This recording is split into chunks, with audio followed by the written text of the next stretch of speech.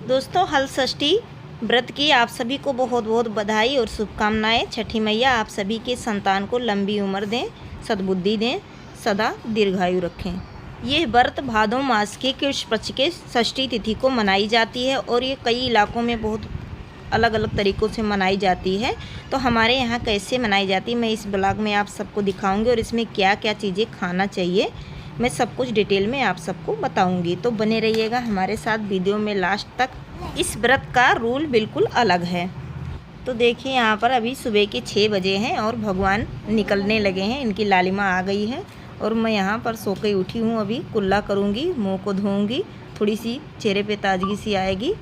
इसके बाद मैं सबसे पहले अपने घर में सो के उठने के बाद सबसे पहले मैं झाड़ू लगाती हूँ और लगानी भी चाहिए। सबसे पहले शुरुआत झाड़ू से ही करनी चाहिए। इसके बाद मैं पोंछा लगाऊंगी पूरे घर में, चाहे पूजा का दिन हो चाहे वैसे भी सुबह सबसे पहले झाड़ू पोछा लगाएं, इसके बाद ही कोई दूसरा काम स्टार्ट करें। अगर आप लोग ऐसा नहीं करते हैं तो आज से ही स्टार्ट कर दीजिए। इसे करना बहुत ही ज़रूरी होता। सबसे पहले घर की साफ़ सफाई, इसके बाद में कोई दूसरा काम। तो यहाँ पर हमने पोंछा लगभग लगा लिया है। अब यहाँ पर मैं फ़ैन ऑन कर देती हूँ ताकि ये जल्दी से सूख जाए, क्योंकि अभी बच्चे सो रहे हैं ना, तो सो के उठेंगे तो ये चलेंगे तो कुछ ज़्यादा ही गंदा हो जाएगा। सूख जाएगा तो साफ़ साफ़ ये बना रहेगा पूरा। तो फिर इसके बाद मैं नहा वहा के एकदम से बढ़िया से आ गई हूँ अपने किचन में तैयार होके। सबसे पहले मैं पूजा के लिए पूड़ी बनाऊँगी। तो ये पूड़ी बनेगी तो गेहूँ के आटे से, लेकिन ये पूड़ी बनेगी घी में, वो भी गाय के घी में नहीं बनानी है हमें, इसको बनानी है भैंस के घी में।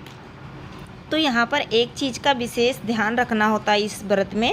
इस व्रत में गाय का ना तो दूध खाना रहता है, ना तो दही खाना रहता है, गाय की ना तो घी खाना रहता है। इसमें बहुत ही परहेज होता है। ना तो हल से जुता हुआ गुड़ा हुआ कोई चीज़ खाते हैं। बिल्कुल ही इस व्रत का बिल्कुल ही रूल एकदम से अलग होता है।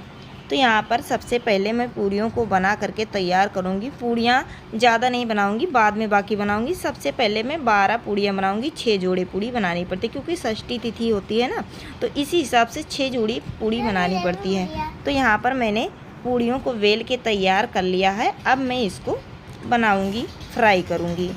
पौराणिक कथाओं के अनुसार ये माना जाता है कि बलदाऊ जी का जन्म जो है वो षष्ठी तिथि के दिन ही हुआ था, जो कृष्ण भगवान के बड़े भाई हैं। तो इन्हीं के जन्मदिन की ये व्रत होती है। कोई ये भी कहता है कि ये सीता माता का जन्मदिन भी है। तो इसलिए इस व्रत को हमारे यूपी के पूर्वी इलाके में ज़्यादा ही मनाई जाती है उधर। तो यहाँ पर पूरियों को मैं फ्राई कर रही हूँ। मुझे लग रहा है कि अभी घी ज़्यादा गर्म नहीं हुआ था, इसलिए ये पूरी हमारी फूल नहीं रही है। तो जब भी पूड़ियों को फ्राई करें, चाहे तेल में चाहे घी में, तो तेल या घी अच्छे से गर्म होना चाहिए, तभी हमारी पूड़ियाँ अच्छे से फूल के निकलती हैं। अभी देखना ये वाली कितनी बढ़िया, बिल्कुल भटूरे जैसे गुब्बारे की तरह ही फूल गई है। तो बस इसी प्रकार से हमने 6 जोड़े पूड़ी हमने बना के रख लिए हैं। अब चलिए इसको रख देती हूँ मैं साइड में और अब पूजा की थाली लगाती हूँ। पूजा के लिए हमने यहाँ पे लिया है इतना सारा महुआ। ये देखिए सूखे हुए हैं महुए हैं। इसको मैं सबसे पहले से इसको वॉश कर लेना है अच्छे से, ताकि इसमें जितने भी स्टार्च हैं वो निकल जाएं। धूल मिट्टी जमी रहती है सुखा के रखने के बाद, इसलिए इसको सबसे पहले धोना ज़रूरी होता है। तो इसको हमने 2-3 बार पानी से अच्छे से वॉश कर लिया है। पूजा के लिए बहुत थोड़ा सा महुआ लगेगा, बाकी इसको पका के खाना होता है। यही चीज़ें खानी होती हैं, जंगली चीज़ें कुछ हैं ये, जो खेतों में उगाई नहीं जाती हैं, बिना हल के तैयार होती हैं, बिना जोते बोए। इसको हमने थोड़ा सा पूजा की प्लेट में रखा है। थोड़ी सी हमने यहाँ पर आधा लीटर दूध लिया है। इसमें मैं बाकी बचे हुए महुओं को डाल करके रख दूँगी ये पकने के लिए। तो जब तक मैं उधर पूजा वूजा करूँगी, जब तक ये पक के तैयार हो जाएगा, उसके बाद में इसी से नाश्ता वगैरह करना है। इसको रख देती हूँ गैस पे। ये धीरे धीरे एकदम लो फ्लेम पर पकेगा। तो प्लीज़ फ्रेंड्स, आपसे एक रिक्वेस्ट करें कि प्लीज़ अगर वीडियो को अभी तक लाइक नहीं किए तो प्लीज़ लाइक कर दीजिए और चैनल को हमारे सब्सक्राइब ज़रूर कर लेना। सब्सक्राइब करके बेल आइकन को भी प्रेस कर देना। और अब हमने यहाँ पर लिया है तिन्नी का चाउर। ये लाल चावल है, कोई इसे तिन्नी का चावल भी कहते हैं, इसको लाल चावल भी कहते हैं। ये कोई सेल्हे का चावल नहीं है या कोई ऐसे नॉर्मल धान के चावल नहीं है। ये तालाबों में उगाई जाती है, इसीलिए इसको इस व्रत में खाया जाता है। इसको भी मैं वॉश कर लूँगी और इसको पूजा की थाली में रख लूँगी थोड़ा सा। और शाम को इसी चावल से खिचड़ी बना के खानी पड़ती है इसी चावल को। अब इसमें मैं डाल रही हूँ 2-3 चम्मच जितना दही। ये दही भैंस की दही है, गाय के दूध की दही नहीं है, भैंस के दूध की दही है। सारी चीज़ें हमें भैंस के दूध की ही चाहिए, गाय की बिल्कुल नहीं चाहिए, बहुत ही परहेज होता है इस व्रत में। और अब इन सभी चीज़ों को चम्मच के हेल्प से एक में सभी चीज़ों को मिक्स कर लेना है। ये देखिए इस तरीके से जैसे मैं कर रही हूँ ना, बस इस तरीके से इसको मिला लेना। बस कोई शुगर चीनी वगैरह इसमें नहीं मिलाना है। इसके बाद मैंने सिंदूर की डिब्बी रख दी है, कुछ फूल हैं पूजा के लिए जो हमने इसको भी प्लेट में रख दिया है। इसके बाद अभी हमें कुछ और चीज़ें भी चाहिए, उसको मैं बाद में दिखाऊंगी आप सभी को। चलिए इधर की इतनी तैयारी हमने कर ली है। अब मैं आ जाती हूँ इधर। देखिए यहाँ पर हमने क्या क्या चीज़ें रखी है।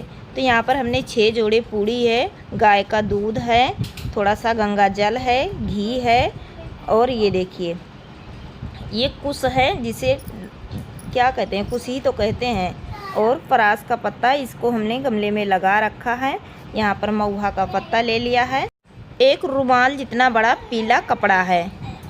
आप इसकी जगह पे जैसे आप चुनरी भी ओढ़ा सकते हैं कुश मैया को। और यहाँ पर ये दिखा रही हूँ मैं, धूप बत्ती है और 2 दीपक हैं घी के। एक मैं पहले जला दूँगी पूजा के समय, एक आरती के समय में जलाऊँगी। तो इसको मैं अलग अलग रख देती हूँ। यहाँ पर गोबर से हमने गौरी और गणेश को बना लिया है पूजा के लिए। अब सभी को पहले आगे साइड में रख लेती हूँ, इसके बाद में पूजा स्टार्ट करती हूँ। तो देखिए हमारे यहाँ पूजा कैसे होती है, मैं सारी चीज़ें आपको वीडियो में दिखा रही हूँ। आपके यहाँ कैसे होती है हमें कमेंट बॉक्स में कमेंट करके ज़रूर बताना। और हाँ, आप कहाँ से वीडियो को देख रहे हैं ये भी कमेंट में ज़रूर लिखना। तो यहाँ पर अब मैं पूजा स्टार्ट करने जा रही हूँ। तो सभी लोग बोलिए छठी मैया की जय। सबसे पहले हम घी के दीपक को प्रज्वलित कर देंगे और इसको हम लगा करके रख देंगे साइड में। जिससे क्या होता है, सबसे पहले अगर दीप जला के रख देते हैं पूजा के पहले, तो अगर हमसे कोई भूल चूक हो जाती है तो वो माफ़ी मानी जाती है। तो इसलिए सबसे पहले दीपक जला के रखते हैं, इसके बाद में पूजा की शुरुआत करते हैं। तो दीपक को हमने जला के रख दिया है। अब मैं धूप बत्ती ले रही हूँ, इसको बना लूँगी। सबसे पहले धूप बत्ती बनी नहीं रहती तो इसको बनानी पड़ती है। इसको सबसे पहले धूप बत्ती को बना लूँगी, इसके बाद में धूप बत्ती को भी मैं जला करके सुगंध के लिए सबसे पहले रख दूँगी। धूप बत्ती जलाने से क्या होता है, धूप बत्ती जलाने से एक तो अच्छी सी खुशबू आ जाती है और बढ़िया सा मन में भाव आता है। इसके बाद हमने गौरी गणेश की पूजा की और भगवान कार्तिकेय की भी पूजा होती है। इसमें दूध को हमने गमले में डाल दिया और जल को भी, गंगा जल को भी हमने यहाँ पे थोड़ा सा बचा के रख लिया, बाकी हमने गमले में डाल दिया है।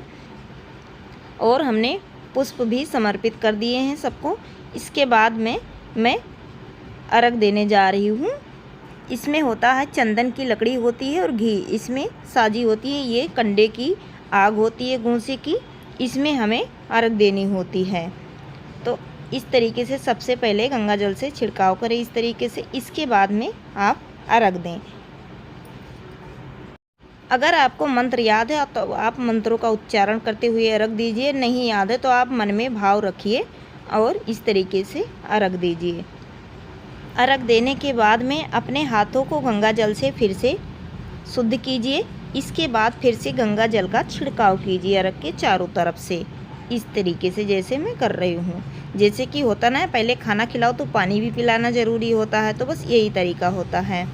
और यहाँ पर हमने 6 महुए के पत्ते रखे हैं। 6 महुओं के पत्ते पर हमने थोड़ा थोड़ा तिन्नी का चावल, दही और महुआ जो हमने मिक्स करके प्लेट में रखा था उसको हमने चढ़ा दिया है।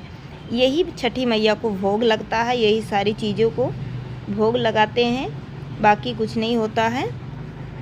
फल फ्रूट का इसमें भोग नहीं लगता है क्योंकि वो खेतों में उगाई जाती है, तो बस इसी चीज़ का परहेज होता है। और यहाँ पर हमने अपने हाथों में तिन्नी का चावल लिया है और गंगा जल लेके मैंने संकल्प लिया है कि माता रानी, हम आज हल षष्ठी का व्रत करने जा रहे हैं, इसको बिना किसी बाधा के संपूर्ण करना और इसका फल देना। तो जो भी जानकारी थी हमें इतनी हमने किया, बाकी कुछ नहीं होता है। मन में एक अच्छा सा भाव होना चाहिए, अपने मन को भगवान के, जितने भी टाइम आप पूजा करें अपने मन को भगवान के ध्यान में लगा के रखें, यही होती है सच्ची पूजा। तो बस इसी तरीके से हमारी पूजा आज की हुई संपन्न और मैं अब आरती करने जा रही हूँ छठी मैया की।